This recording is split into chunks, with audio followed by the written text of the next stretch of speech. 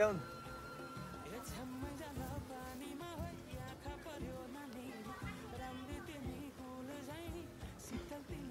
मौरी कहाँबाट उम्केर आएको होला मेरो घरैदेखि आएको नि घरबाटै हो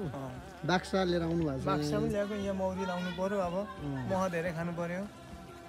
त मौरी चाहिँ यता बसेर रहेछ अब उहाँहरूले बाक्सामा हाल्न लाँदै हुन्छ उहाँ छविलालज्यूले यहाँ के भन्नुहुन्छ तपाईँले यो कसरी निकाल्न सक्नुभयो अथवा समात्न कसरी भ्याउनु भयो यहाँले पहिला बोरामा माटो पहिल्यै छानेर राखेको थियो त्यो माटोको छारो हान्यो त्यस पछाडि नाला अस्ति नै सेटिङ गरिरहेको थियो पानीले हान्नुपर्छ भनेर दुईतिरको पानीले हानेर माटोले हानेपछि ढुङ्गाको फेदामा आएर बस्यो अब डुँडमा राख्न मात्रै अब यहाँ छ डुँड चाहिँ होइन अब यहाँनिर मौरी छ उहाँहरूले कसरी डुँडमा हाल्नुहुन्छ हेरौँ है त साथीहरू यहाँ छ है मौरी चाहिँ बसेको छेउमै लगेर देखाइदिएको छ ल हाम्रो मौरी समात्ने अङ्क लगाइसक्नु भएको छ अब उहाँले मौरी कसरी समात्नुहुन्छ हेरौँ है त यहाँ डुँड छ होइन डुँड खोल्दै हुन्छ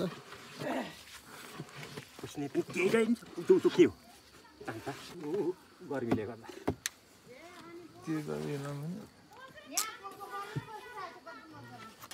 माछा हो माछा माछा हेर्न आउनु प्रकाश त मले माथि लाग्छ मौरी समाते हुँदैछ है साथीहरू हाम्रो काका पनि हेर्दै हुन्छ यहाँ मौरी समातेको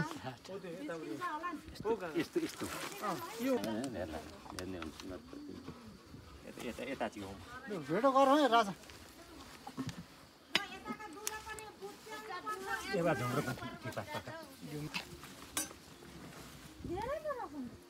सबै आएछ गोडे यहाँनिर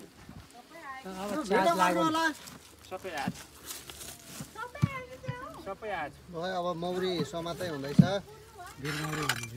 भिरमौरी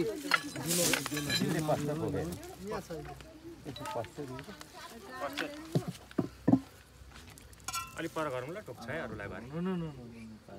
टोक्छ है टोक्छ है अरूलाई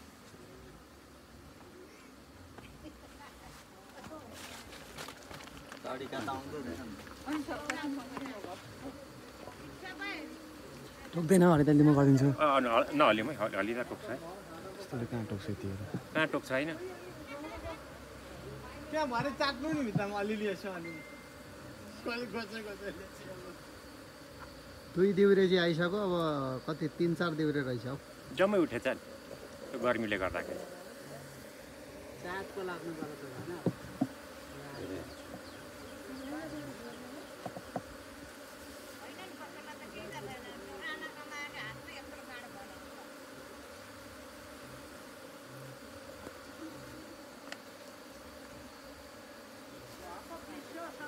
यो सबै उठेछ दिदी सबै त्यो गर्मी थियो मौरी समातेको हेर्ने जनताहरू धेरै हुनुहुन्छ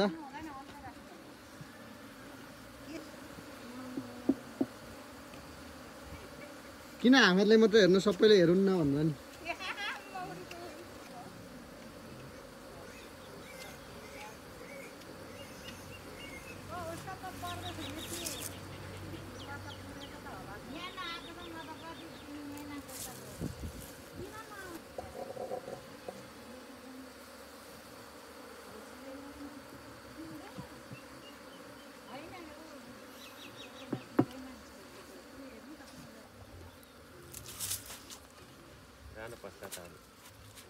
जानु चाहिँ कता छ त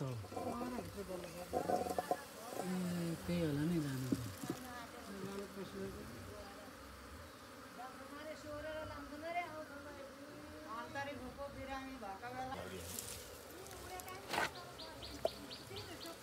मौरी त अनि